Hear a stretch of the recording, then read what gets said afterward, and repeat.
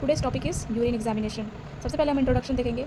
Suspected UTI means जिसको UTI होने की जो सस्पेक्शन होती है उस केस में यूरिन एग्जामिनेशन करते हैं। कोई रीनल डिजीज़ या रीनल मतलब यहाँ होता है किडनी डिजीज़, किडनी से रिलेटेड कोई डिजीज़ हो उसके लिए। फिर स्क्रीनिंग फॉर सिस्टेमिक डिजीज़, किसी भी सिस्टेमिक डिजीज़ की स्क्रीनिंग के लिए हम यूरिन एग्जामिनेशन करते हैं। हेमेटूरिया हो गया, हेमेटूरिया मतलब यूरिन में जब ब्लड आता है तभी यूरिन एग्जामिनेशन के थ्रू ही हम पता लगा सकते हैं। फिर प्रोटीनूरिया, प्रोटीनूरिया मतलब होता है प्रोटीन में यूरिन में प्रोटीन आना।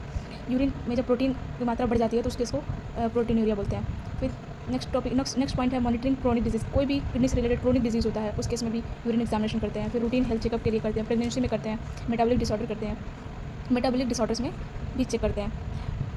नेक्स्ट है हमारा स्पेसिमेन कलेक्शन। स्पेसिमेन कलेक्शन, हम स्पेसिमेन को कैसे कलेक्ट करेंगे ये यहाँ पे पढ़ेंगे।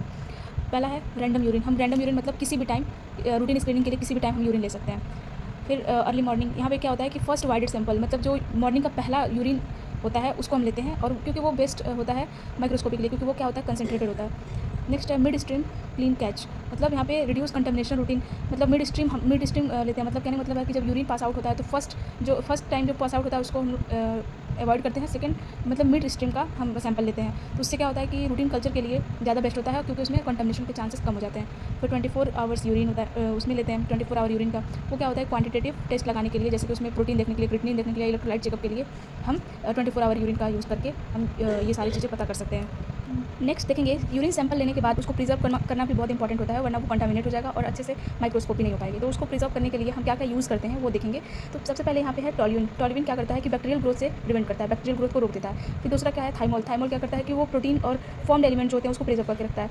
फॉर्मेलिन, फॉर्मेलिन क्या करता है सेल्स एंड कास्ट, जो सेल्स मतलब जो यूरिन में सेल्स होंगे, कास्ट होंगे, उसको प्रिजर्व करके रखता है, उसकी मॉर्फोलॉजी को मेंटेन करके रखता है। नेक्स्ट है बोरिक एसिड। बोरिक एसिड क्या करता है कि वो यूरिन कल्चर और रूटीन एनालिसिस के लिए बेस्ट होता है। HCl हाइड्रोक्लोरिक एसिड, ये 24 आवर यूरिन में जो कैल्शियम और फॉस्फेट होते हैं उसको मेंटेन करके रखता है। सोडियम कार्बोनेट ये क्या करता है कि ये यूरोबिलिनोजन को प्रिजर्व करके रखता है। यूरोबिलिनोजन मतलब होता है जो यूरिन का कलर होता है वो इसी पिगमेंट के कारण होता है, तो उस चीज़ को ये प्रिजर्व करके रखता है। नेक्स्ट है एसिटिक एसिड।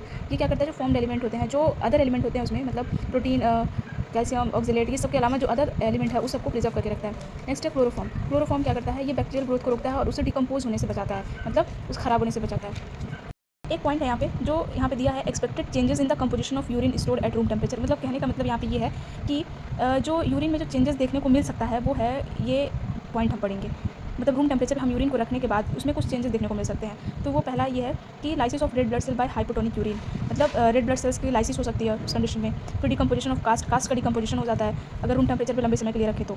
फिर उसके बाद बैक्टीरियल मल्टीप्लिकेशन देखने को मिलता है। बैक्टीरियल मल्टीप्लिकेशन देखने के बाद क्या होता है कि जो उसकी अपीयरेंस होती है यूरिन की वो चेंज हो जाती है, टर्बिड ऐसा दिखाई देता है।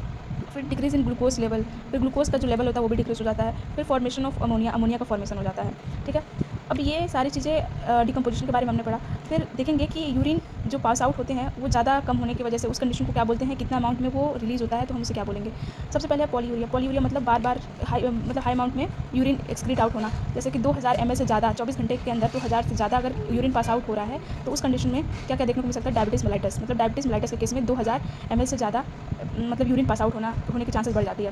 नेक्स्ट है ओलिगोयूरिया। ओलिगोयूरिया मतलब होता है कि 500 ml जो यूरिन होता है 500 ml से कम होने लगता है यूरिन, मतलब अमाउंट कम हो जाती है, नॉर्मल रेंज से अमाउंट कम हो जाती है जब उसकी रेंज यूरिन की 24 घंटे के अंदर, तो उस कंडीशन में ये ओलिगोयूरिया होता है। अब ये किस कंडीशन में देखने को मिल सकता है, शॉक हो गया, एक्यूट नेफ्राइटिस, कोई भी किडनी डिजीज़ होती है उससे रिलेटेड जो भी डिजीज़ है किडनी से रिलेटेड उस कंडीशन में देखने को मिल सकता है। एन्यूरिया क्या है, एन्यूरिया मतलब कि कंप्लीट सेपरेशन, मतलब पूरी तरह से यूरिन सेपरेट हो जाता है, यूरिन पास आउट ही नहीं होता है। उस कंडीशन में क्या है, किस कंडीशन में देखने को मिलता है, रीनल फेलियर, मतलब जब किडनी पूरी तरह से फेल हो जाता है तो उस कंडीशन में देखने को मिलता है। सो नेक्स्ट टॉपिक हम देखेंगे फिजिकल एग्जामिनेशन ऑफ यूरिन।